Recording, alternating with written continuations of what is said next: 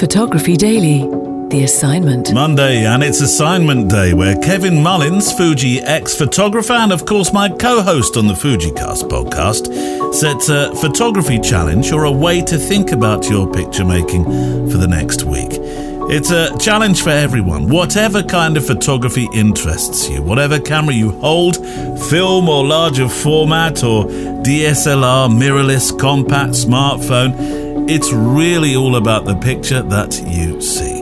As always, there's a show page on the website, photographydaily.show, for episode 317, and I'd love you to share the pictures you make for this challenge, which I can then upload to the show page for this edition, and you can check back, of course, to see pictures from previous shows too. And before we meet Kevin, my thanks to our wonderful patrons and mpb.com who sponsor this show, the number one company in the UK, the US and Europe, with bases, as you know, in Brighton and Brooklyn and Berlin when it comes to buying and selling and trading used camera kit online. It's a safe place to do business with guarantees upon what you buy, which I think is really important. If you're new to this podcast, each Friday I take a mailbag of your letters out on a photo walk. Just you, just me, and usually Sabak a lot.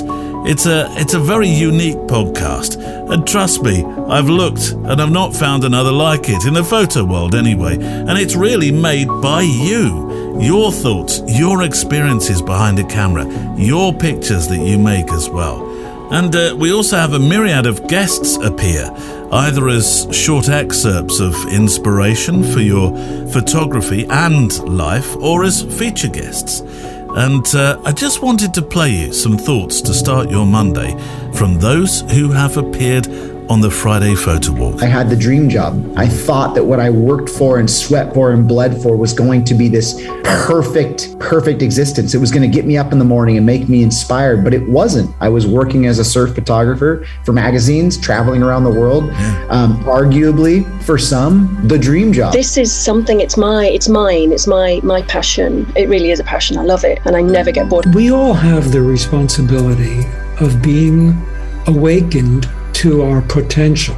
And it doesn't always come from inside.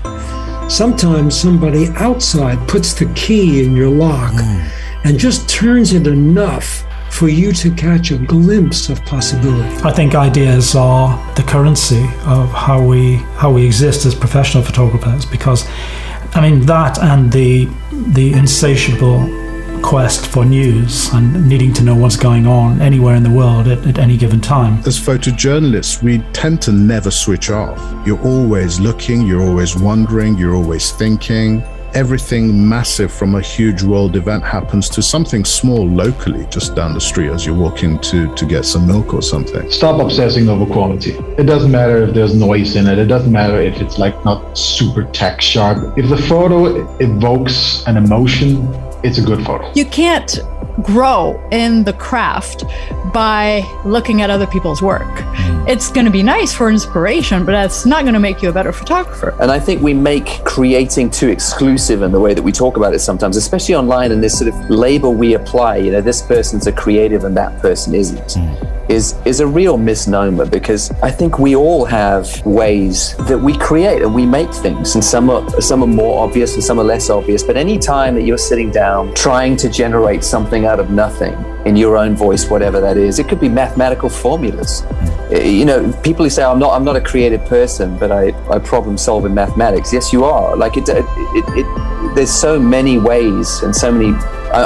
Certainly in this book, I'm using creativity as a very broad term that hopefully encompasses a lot of different things. The Photo Walk Show returns this Friday. So let's meet our guest for today, setting you a challenge for the new week.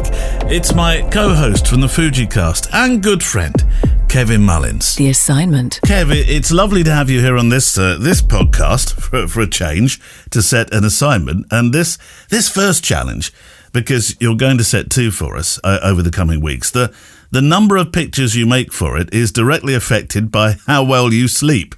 If it were our kids, Kev, doing this, say, at the weekend, well, I know our Jack for example, would probably only get 5 or 6 frames if he had his way. I don't know what your Rosa's like, because she's an early teen too. No, Rosa's really good, actually. She tends to be an early riser, and she does fall asleep on the sofa before going to bed. But yeah, she's pretty good. So you don't get this going, it's 10 o'clock, I'm not waking up, it's the weekend.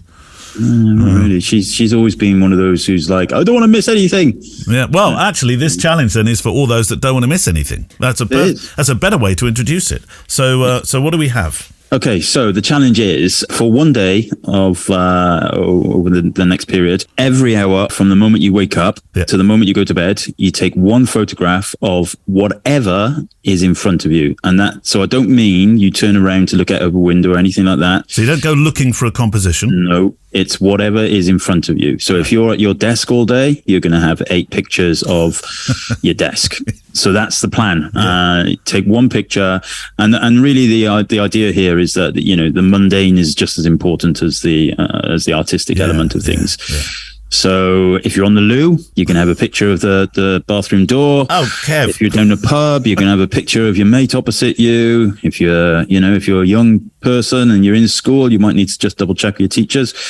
Don't get in trouble with your phone or anything like that. No. But yes, so you might end up with, I've done this a few times, and the most I've ever had is 18 pictures. 18 hours in a day for you then? Yeah. So, but realistically, you're probably going to have a little bit less than that. Maybe it depends on your night owlishness. Are you setting your phone to remind you to do it at the same minute of each hour? So if the first one you took was at 2 minutes past 7 in the morning, it has to be 2 minutes past 8, 9, and 10, and 11, or no, not necessarily. So what I've done is in the past is done it. So I've had a camera by my bed, wake up in the morning, take a picture of the ceiling generally, and then use your phone to set a reminder. But I've typically done it for the next on the hour, because then it's just easier to remember. Right.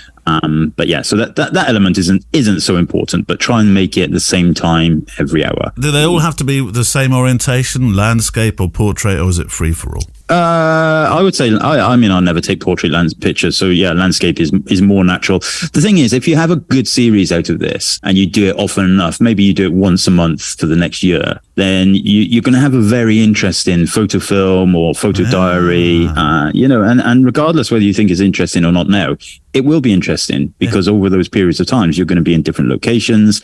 Now, of course, you do have to be careful. So if you're driving, for example, you stop, but you must still try and take the picture. So stop at the nearest lay-by, take a picture of whatever's in front of you. You know, don't really try not to. If you might be happen to be in a shop chatting, you might be in the co-op buying your coffee or something. And just say to the person in the co-op, look, I'm doing this project. You're in front of me at this time. Do you mind? And they might say, oh, well, I'm going to step out of the way. But then you take a little picture of the boarded up cigarette boxes behind the co-op counter or something. What a great idea. If I suppose if you have a website, because you probably don't want to make 18 Instagram posts in a day, the algorithm would go mad. But if you've got a website, you're right. Every so often to make one of these stories, I think would be really interesting for people to look at, and a very human interest angle. Well, there was a guy. I mean, I've been doing this for quite a while and talking about this with other people for quite a while. But there was a guy recently who was in the news who'd taken a picture. I think he'd done one a day at 1 p.m. Every day for something like the last 35 years. And it was great. It was really, really interesting. But he wasn't doing just what was in front of him. He was actually, kind of going outside his office or whatever, stuff like that. But yeah, it's this idea of just having a diary of the normal. And then, like I said, it might not be interesting for a while, but give it 5, 10, 15 years time. And you're going to be sat on the sofa taking a picture of, Stranger Things or whatever the kids are watching on the telly. And, and then in 20 years time, people will be like, ooh, blimey, what's that? And you say, that's a television. What's a television? And all those kind of things. The sofa will have changed everything. I would talk about this stuff all the time. Yeah. It's just as important to take pictures of the mundane and think about the nostalgic elements of it. And that's our challenge for this week. Now, it stands to reason that this week we're looking for more than one single image. So, in that I love to share your assignment pictures, if you're going to send 10 or 12 or 15 or maybe more images in, please send to studio@photographydaily.show as a WeTransfer or Dropbox folder, something like that, just so we don't upset our mutual email providers. Please make sure they're also 1500 to 2000 pixels wide for this one. Or if you want to pick out one or two examples from the day to show your thinking, well, that's fine too. And remember to provide a link to your social media or website so that I can link back to your sites. Good luck then, and I'm truly fascinated to live and see your lives through the pictures that you're going to send in for this fantastic assignment that Kev has set.